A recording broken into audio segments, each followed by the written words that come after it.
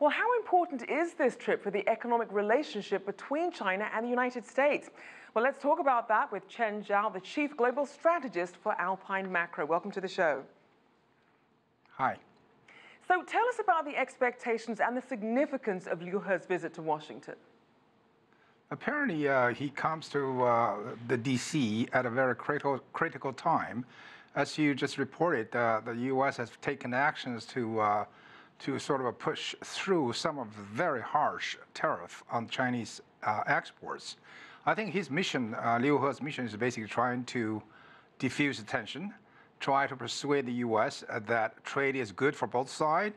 At the same time, probably trying to make some compromise to the American demands such as leveling off the playing field, giving more market access to American firms, and probably intellectual property right protection, things like that. So they have to make some compromise in order to assuage the tension here.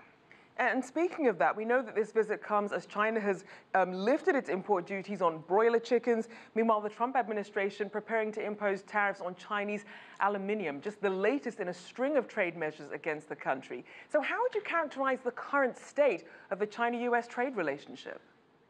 I think it's pretty tense. There's no question about it. But I don't think anybody should jump out of their chairs yet. Think about this. The noise has been phenomenally big. The steel tariff, 24%.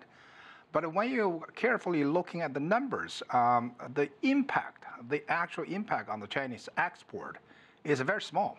For instance, America's total imports from China in terms of steel account for about 4 to 5% of total import steel import for the USA. That amount to about $1.2 to $1.6 billion in terms of value. It's a tiny little amount comparing to the overall Chinese trade sector. So this aluminum is a story. It's the same story. Aluminum export of China to the United States amount for a couple of $100 million, which is almost lost in the rounding when you look at the whole picture.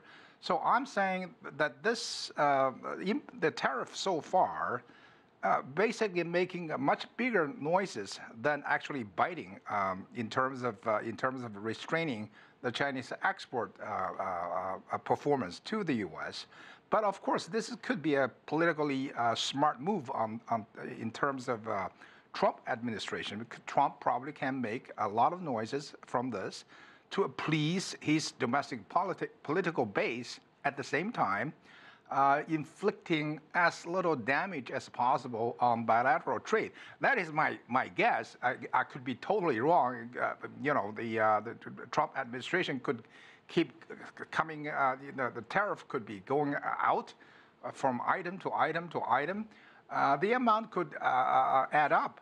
But at that point, I think we have a serious threat of a trade war. But at this point, I think we have to be a little bit careful, not analyzing the situation.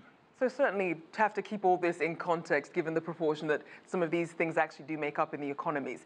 Now, besides the countries themselves, these decisions also impact companies, workers, and consumers who rely on some of these industries and products.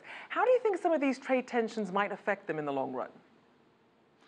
Well, trade protection is bad. We all know protectionism equals to higher prices, lower efficiency, and deadweight loss from economic point of view. So if Trump continued to erect tariffs, not only against the Chinese import, but also against imports from any other countries, American consumers will have to pay higher prices, which in the end will hurt American economy more than anybody else. So I think he needs to understand that the global trade is mutually beneficiary. The global trade is built on comparative advantage. Everybody, every participant, every buyer and seller in these two sides benefit. So he cannot take the view. I think his view is very mercantilist.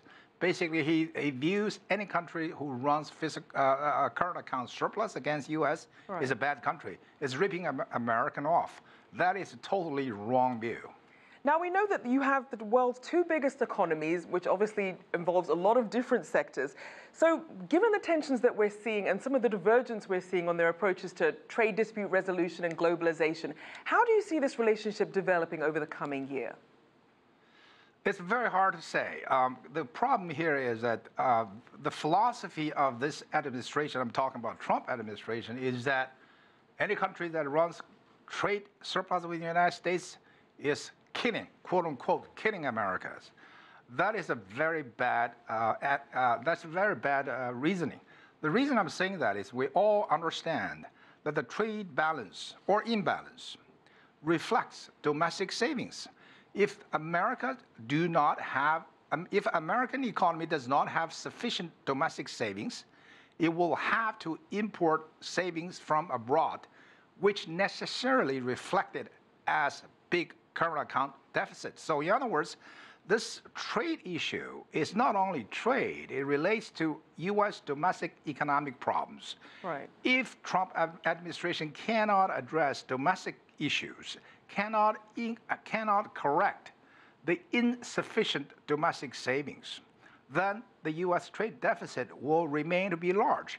If it's not against China, it will be with somebody else. So I think the fundamental methodology that the Trump administration to think about this trade issue is very wrong. All right. Well, thank you so much for your insights. Chen Zhao there of Alpine Macro.